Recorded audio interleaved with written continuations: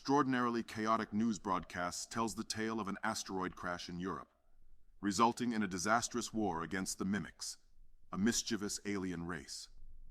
Despite their relentless battle for 5 long years, the NATO-led United Defense Forces finally celebrate a victory at Verdun, France, thanks to the introduction of cutting-edge mechanized combat suits called jackets. Enter Sergeant Rita Vertasky, a badass UK Special Forces soldier played by the talented Emily Blunt, earning her nickname the Angel of Verdun for single-handedly taking down hundreds of Mimics. She becomes an instant legend, boosting recruitment and paving the way for a grand finale assault on Europe. Now let's meet our protagonist, Major William Cage, portrayed by the ever-charismatic Tom Cruise. Cage, a smooth-talking U.S. Army officer, awakens from a helicopter trip to London, expecting to boost his public image or embark on a post-war political career. However, to his dismay, General Brigham, played by the brilliant Brendan Gleeson, has a different plan in mind. Cage is ordered to join the first wave of troops landing in France, but there's a small problem. He has 0 combat experience. Determined to avoid deployment, Cage tries every trick in the book, even attempting to blackmail the general using his media skills. Unfortunately for Cage, his efforts backfire, and he ends up unconscious after a taser incident. Cage awakens amidst a pile of duffel bags at Heathrow Airport, now transformed into a massive military base. Chaos ensues as he encounters a sergeant who wastes no time in labeling him a maggot. Enter Sergeant Farrell, played by the unforgettable Bill Paxton, who has orders from General Brigham to arrest Cage for desertion and impersonating a major. Cage is assigned to a quirky group of soldiers known as J Squad, caught gambling while playing poker when Cage first meets them. In a bizarre turn of events, Farrell forces J Squad to munch on their playing cards before preparing Cage for deployment with them the following day. Cue physical training, PT sessions that push Cage to his limits. The fateful day arrives and Cage, a bundle of nerves, receives a battlesuit from J Squad. Unfortunately, the squad refuses to teach him how to use it, believing he'll meet a quick demise. As they're about to parachute onto the French coast, an enemy attack prematurely drops them into the heart of the action. Surprise? Not for the Mimics, who are fully prepared and slaughter the humans left and right.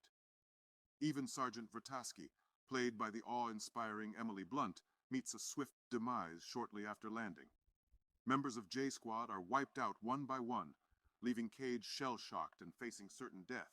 But wait, he manages to grab a claymore mine just in time. Boom!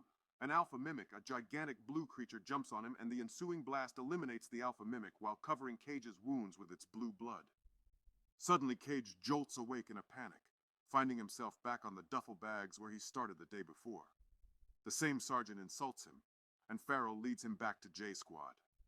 Cage desperately tries to warn everyone about the impending mimic ambush, but to no avail. Stuck in a perplexing time loop, he repeatedly joins the battle only to die in various ways, restarting the loop each time he wakes up on those duffel bags. With each iteration, Cage becomes slightly more skilled at taking down mimics and saving his comrades, but the sheer number of mimics proves overwhelming, resulting in everyone's demise. In one loop, Cage manages to tell Vertasky about the time loop revelation before their untimely deaths. She advises him to find me when you wake up, leaving Cage with a glimmer of hope.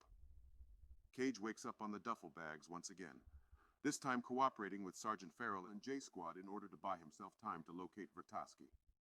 After several failed attempts to slip away, Cage finally seizes an opportunity during PT and finds Vertasky surrounded by training drones in a training bay. Vertasky, initially hostile towards him, quickly changes her tune upon learning that Cage is the one she asked for.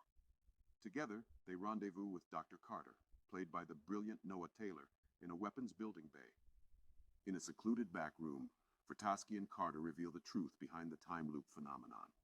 Carter, a former researcher in General Brigham's HQ, unveils his theory that the mimics are neural manifestations of a powerful alien creature known as the Omega. According to their theory, the mimics possess the ability to manipulate time, cycling it back each time an alpha mimic is killed. This ability allows them to anticipate the human's next moves with precision. Vertasky explains that she entered the time loop when she was drenched in the blood of a colossal blue alpha mimic, just like Cage did.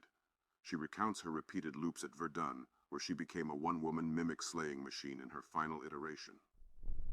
To break free from the time loop, Vertasky reveals that a human blood transfusion rendered the alien blood ineffective. However, Cage must continue reliving the loop until he uncovers a crucial piece of information. She emphasizes that he must always die on the battlefield or during training, or else she'll have to kill him to reset the loop. But that's not all. Carter has created a device capable of pinpointing the Omega's location when stabbed into an alpha mimic. Unfortunately, no one believed his theory, and he was demoted to a mechanical repair unit. Vertasky and Cage realize that their first priority is surviving the upcoming invasion before they can search for the Omega. Through numerous loops, Vertasky trains Cage, sometimes even killing him when he protests too much, pushing him to restart the loop. Slowly but surely, they enhance their combat skills and advance further inland during each iteration, determined to reach Germany. Despite countless failures and deaths, Cage and Vertasky eventually make it inland. As they navigate the loops, Cage develops an attraction towards Vertasky while slowly unraveling the enigmatic layers surrounding her. In one loop, Vertasky reveals the heart-wrenching tale of her boyfriend at Verdun, whom she watched die over and over until she couldn't reset the loop anymore, leaving him dead for good. After finding a helicopter at a farmhouse, Cage realizes that he has been unintentionally putting Vertasky in harm's way, attempting to prevent her repeated deaths by going alone to confront the Omega. Shocked and offended, Vertasky deliberately gets them killed. In another loop, Cage decides to break the cycle by avoiding Vertasky and spending the day in a London pub. There, he witnesses a vision of the mimics launching a massive amphibious assault on the city. Yikes. Knowing that they must prevent this catastrophe, Cage meets up with Vertasky, and they devise a plan to escape the beach and make their way to Paris. After numerous loops and with limited time remaining, they infiltrate the Ministry of Defense, persuading General Brigham to hand over Carter's transponder. Troops are dispatched to capture them, but they manage to escape in a car. As they flee, Vertasky stabs Cage with the transponder, triggering a vision that reveals the true location of the Omega, deep beneath the Louvre Museum in Paris. With their objective in sight, Vertasky and Cage race against the clock, with the mimics hot on their trail. Despite sacrifices and repeated deaths, they make their way into the Louvre. Now, they must be careful not to kill the Alpha Mimic guarding the Omega, as that would reset the loop. With the remaining J-Squad members sacrificing themselves, Cage and Vertasky slide their aircraft into the Louvre and proceed to unleash grenades upon the Omega, submerged deep underwater. Chaos ensues as Vertasky distracts the Alpha Mimic and Cage fights his way to the Omega. The Alpha manages to catch and kill Vertasky, but not before Cage drops the grenade belt into the Omega, triggering a massive explosion that obliterates the Omega and all the mimics. As Cage dies, the Omega's blood seeps into him, just like the Alpha's blood did on the first day of the loop. Cage jolts awake once more, confused but exhilarated. He finds himself back on the helicopter, en route to London, with the celebratory sound of bells filling the air. Watching a news conference, he learns that a mysterious energy blast in Paris has eradicated the mimics, and the human forces are ready to sweep through Europe.